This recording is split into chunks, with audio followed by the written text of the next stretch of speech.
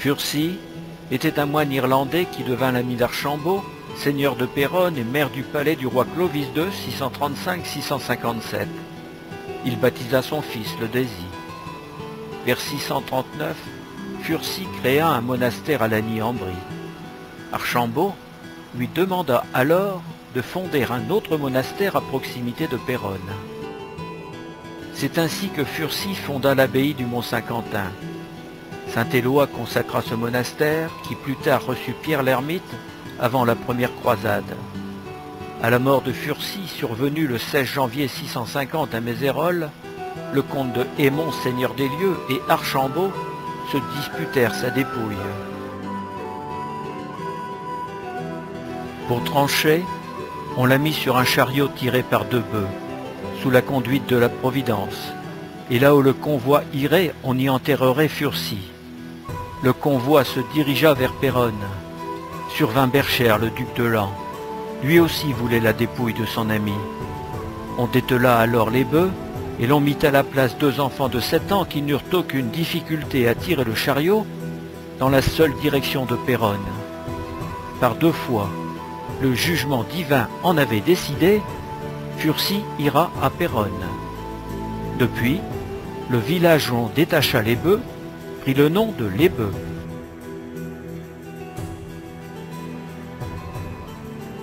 Instruit par le jugement de Dieu, Furcy fut déposé au portail de la nouvelle église non encore dédicacée, construite par Archambault, sur le mont des Cygnes.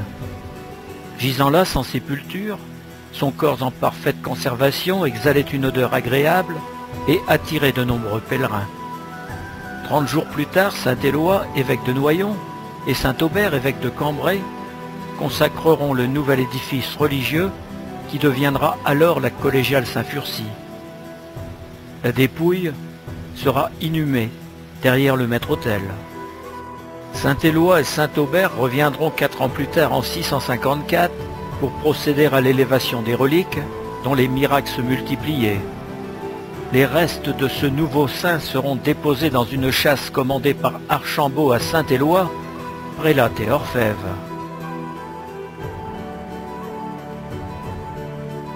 Dans l'église Saint-Jean-Baptiste actuelle, dans la chapelle de droite, vous verrez Saint Furcy entouré par 2 bœufs.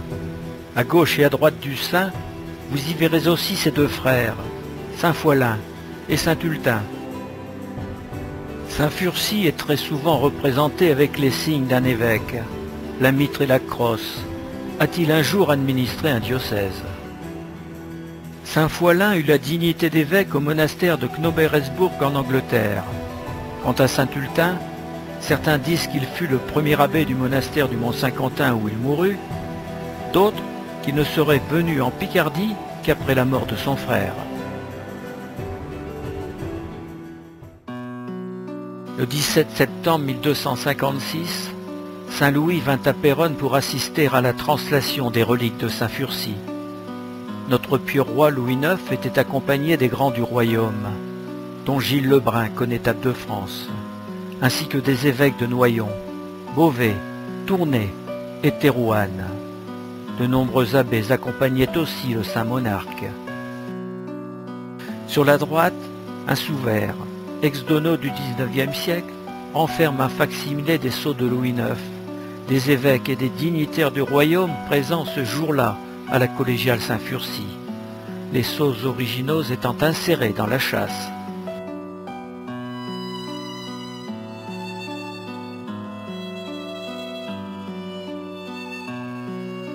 Pendant le siège de Bapaume, alors ville espagnole, Louis XIII et Richelieu viennent à Péronne. Le 11 septembre 1641, ils participent à la procession commémorative du siège de Péronne de 1536. 2 jours plus tard, le 13 septembre, le roi assiste dans la collégiale à une nouvelle translation des reliques de Saint Furcy. Le chapitre ayant résolu de faire un reliquaire particulier pour le chef de son glorieux patron, avoua ouvert l'ancienne châsse, où cette principale partie du saint était renfermée depuis le temps de Saint Louis. Essai sur l'histoire de Péronne, manuscrit d'Eustache de Sachy, écrit entre 1760 et 1790, publié en 1866. Dans ce même ouvrage, le chanoine de Saint-Léger nous apprend que Mazarin, futur ministre de Louis XIII, était présent aussi ce jour-là à Saint-Furcy.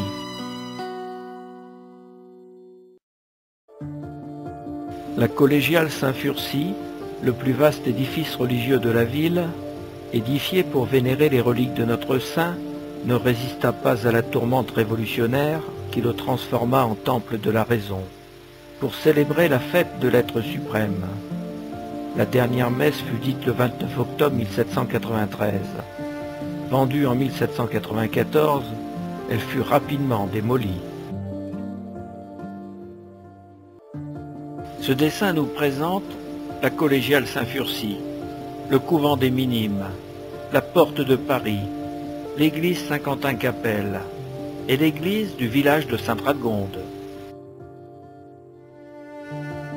À la Révolution, la collégiale est détruite.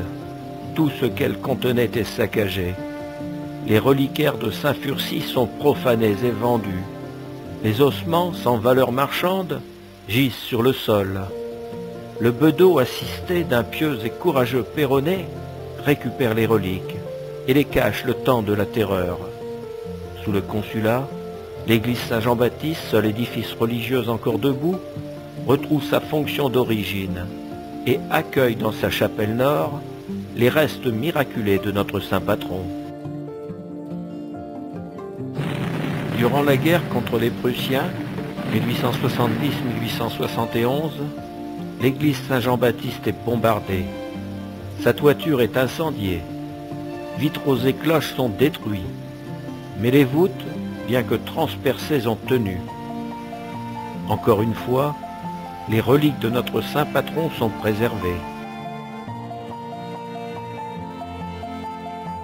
Après un temps toujours trop long, l'église sera restaurée et retrouvera sa magnificence d'antan. La chapelle nord sera toujours dédiée à Saint-Furcy.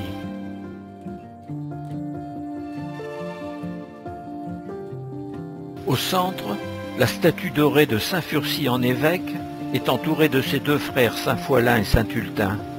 À ses pieds, les deux bœufs de la légende sont représentés.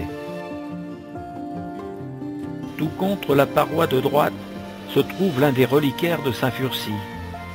À l'arrière, la magnifique verrière représentant la vie de notre saint a été offerte en 1868 par la famille Dournel de Bonnival. Lors de la guerre 1870-1871, le vitrail est détruit. Cette même famille généreuse renouvellera sa donation pour le remplacement. À l'issue de la guerre 14-18, l'église est dans cet état. Que sont devenus les ossements de Saint-Furcy? Ce que l'on sait, lors de l'évacuation de la ville, ordonnée par les Allemands sous les bombardements en juillet 1916, l'abbé Dubois plaça les reliquaires de notre saint dans un coffre-fort ouvert, à la sacristie, tout un symbole, en confiant à Dieu leur préservation.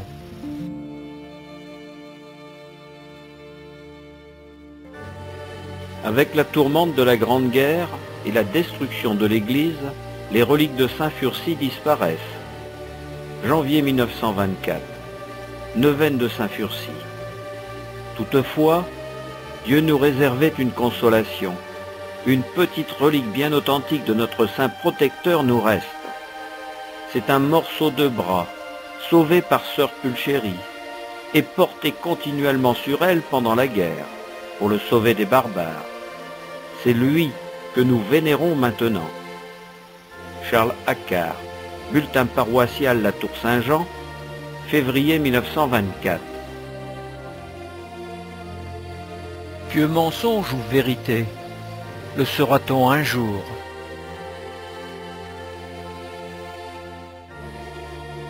Sommes-nous en face des reliques de Saint-Furcy? Mai 1932. Il y a 15 jours, je recevais une lettre de monsieur l'archiprêtre de Saint-Quentin m'informant qu'un coffret contenant des reliques portées par les Allemands à Saint-Quentin provenait des paroisses du front de la Somme. Monsieur l'archiprêtre ajoutait que le coffret lui avait été remis par un aumônier allemand, avec cette mention qu'il venait de Péronne. Sommes-nous en face d'une partie des reliques de Saint-Furcy? Il y a de fortes présomptions pour soutenir l'affirmative, mais de nouvelles consultations sont nécessaires avant de se prononcer définitivement. Charles Accard, bulletin paroissial, mai 1932. N'ayant pas connu moi-même les reliques de l'église Saint-Jean avant-guerre, je convoquai pour le mardi 26 avril, au presbytère, les personnes qui avaient vu de près ces reliques et qui pourraient témoigner de leur authenticité. Une douzaine de Péronnais et Péronnaises se rendirent à mon invitation. J'avais pris soin d'appeler à cette réunion monsieur l'abbé Dubois, ancien vicaire de Péronne et connaissant bien nos reliquaires. Les personnes présentes reconnurent qu'à tous un cossement d'une couleur particulière, semblables à ceux enfermés dans nos reliquaires de l'Église. La principale relique, le chef de Saint-Furcy, bien connu des Péronnais et enfermé dans une enveloppe de cristal, ne se trouvait pas dans le coffret.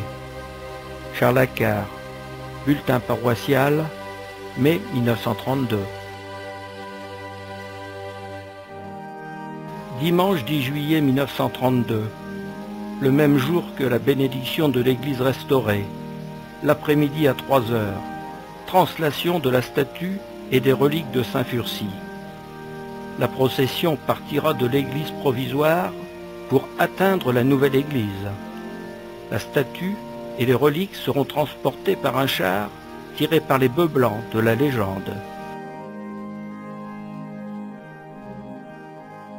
Tout en haut du char trône la statue de Saint-Furcy. L'archiprêtre Accard, dans le bulletin paroissial commentant cette procession, nous apprend que la statue provient de la collégiale. Mais il ne nous dit pas comment elle fut sauvée à la Révolution française, ni où et dans quel état on l'avait retrouvée à la fin de la guerre. À la Restauration, la collégiale étant détruite, cette statue dorée représentant Saint-Furcy debout en évêque, entouré de 2 bœufs, fut placée dans la chapelle nord de l'église Saint-Jean. Aujourd'hui, notre saint regagne la chapelle sud, qui lui est dorénavant dédiée, auprès de la peinture murale, tout aussi miraculeusement rescapée.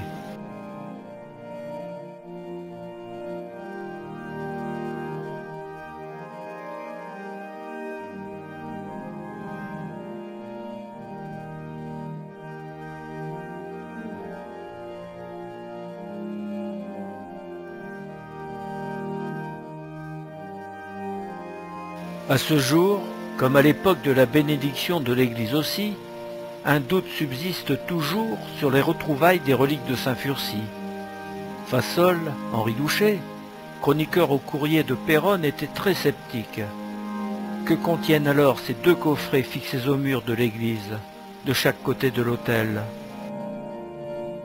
Ce qui est communément admis, des reliques de saints non identifiés provenant des paroisses du front de la Somme, et recueillis pendant la Grande Guerre par un aumônier militaire allemand. Des ossements de Saint-Furcy parmi ces reliques? Peut-être. La preuve scientifique et irréfutable nous manque. Quant à la pieuse annonce de l'archiprêtre Accard dans le bulletin paroissial de janvier 1924 où il écrit « Un morceau de bras de Saint-Furcy, sauvé par sœur Pulchéry, et porté continuellement sur elle pendant la guerre pour le sauver des barbares, on n'en entendra plus jamais parler.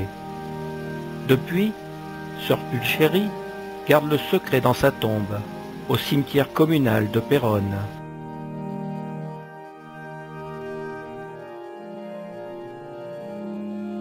Saint-Furcy était fêté le 16 janvier. Relégué en tant que saint régional depuis Vatican II, son nom n'apparaît plus sur le calendrier. À Péronne, la rue qui menait à l'ancienne collégiale Saint-Furcy, disparue à la Révolution, porte toujours son nom. C'est sans doute la plus longue rue de la ville. À la Saint-Furcy, l'hiver s'évite et se durcit, répétait un vieil jardinier péronné.